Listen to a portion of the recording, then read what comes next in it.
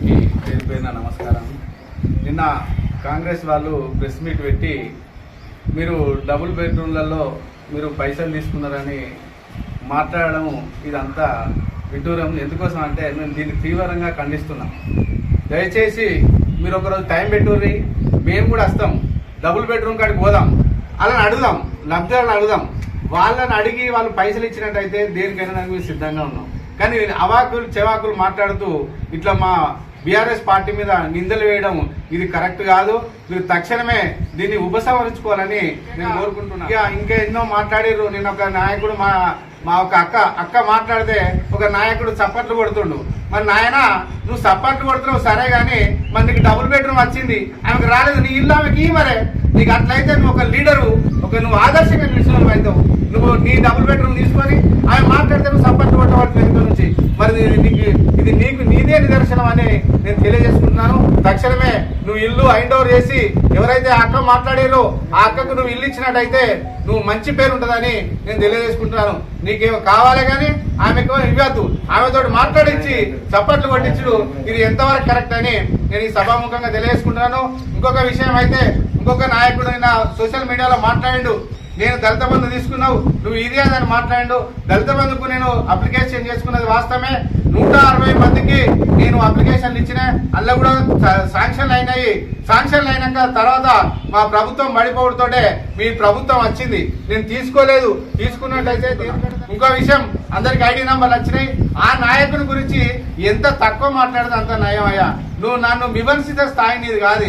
నువ్వు 17 ఓట్లకే పరిమితమైన నాయకునివి. నువ్వు నాయకును కాదు. నీ ఇంట్లో ఒక పార్టీ, నీ అయ్య ఒక పార్టీ, నువ్వొక పార్టీ. నువ్వు నా మీద మాట్లాడ అర్హతనా నాయనా?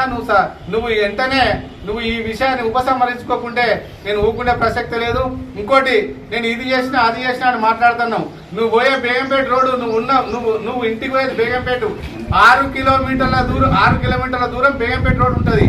దానికి 4 కిలోమీటర్ల పూర్తి చేసినావు. నీకు 2 కిలోమీటర్లు కూడా దాన్ని పూర్తి చేసే సాధన అయితే లేదు. సాధగాని దద్దమ్మము నువ్వు పట్టుకొని గౌరవ రసమై బాలకిషన్ గారి ఎటువంటి అంటే మాట్లాడడం ఇది తగదు. నీ గురించి ఎంత తక్కువ మాట్లాడాలి అంత మంచిది. ఇంకా ఒక విషయం చెప్తానా, గౌరవ మాజీ ఎమ్మెల్యే రసమై బాలకిషన్ గారు ఏమన్నారు, ఇంకా కూడా ఇల్లు లేని నిరుపేదలు ఉన్నారు, వాళ్ళకు తప్పకుండా మీరు గౌరవ ముఖ్యమంత్రితో మాట్లాడి ఒక 10,000 ఇల్లు తెచ్చినట్టయితే ఇంకా లేని వారికి అవకాశం నిన్ను ఏమో మాట్లాడి వీళ్ళే చెప్పి సంకలు గుద్దుకుంటారు. ఇట్లా మాట్లాడు అట్లా మాట్లాడు. ప్రజల పక్షాన ప్రతిపక్షమైన మేము మా మాజీ ఎమ్మెల్యే గారు తప్పకుండా మాట్లాడి విమర్శించే స్థాయి మాకున్నది. మేము మాట్లాడతాం. ప్రతి నిమిషము మేము మీ వెంటే ఉంటాము. ప్రజల వెంట ఉండి ఈ విషయాలను మీ పాత్రికేయ మిత్రుల ద్వారా తెలియజేయాలనుకున్నాం. ఇంకొక విషయం, ఎన్నో విషయాలు ఉన్నాయి. ఇంకా మన ఏమంటాడు ఎస్డిఎఫ్ నిధులతోటి మేము టెంపుల్కు 1 కోటి రూపాయలు పెట్టినావు. వచ్చినావు, చూస్తున్నావు, పోతున్నావు. ఇప్పటికి ఒక పైసా పెట్టిన దాఖలాలు లేవు. 20 నెలలు అవుతుంది. నువ్వు మరి 1 లక్షలో 10 లక్షలో 20 లక్షలో పెట్టిన దాఖలు ఉన్నాయా? మేము కట్టిన బాత్రూమ్లలోనే మీరు ఫోటోలు దిగిపోతున్నారు. అది ఎంతవరకు కరెక్ట్? మీరు ఒకసారి ఆత్మవిమర్శ చేసుకోవాలి. మేము పోసిన రోడ్లలో మీరు చూసినట్టయితే ఇప్పటికీ మీరు ప్రభుత్వం వచ్చి 20 నెలలు అవుతుంది. మీరు బెజ్జంగ్ నుండి పోతాన వరకు ఇప్పటికి రోడ్డు వేయలేదు. ఉన్న రోడ్లనే మొత్తం క్యాన్సల్ చేసారు.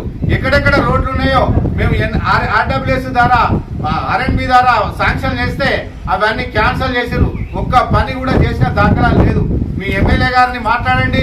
మీరు ఎక్కడెక్కడ పనులు చేసినా చూపెట్టాలి. ఏదో ఎన్ఆర్ఈజీఎస్ వచ్చిందల్లా దాని లేబర్ కాన్షియన్స్ లేబర్ మెయింటెనెన్స్ ఉంటేనే ఎంతవరకు వస్తాం అంతవరకు వస్తుంది. దాన్ని పట్టుకొని సీసీ రోడ్లు పోతున్నారు తప్ప మీరు స్పెషల్ గా తీసుకొచ్చిన ఎమ్మెల్యే ఫండ్ కానీ మీ ప్రభుత్వం నుంచి కానీ ఏం తీసుకొచ్చిన దాఖలా లేవు. మీరు గుర్తుంచుకోవాల్సిన అవసరం ఉన్నది.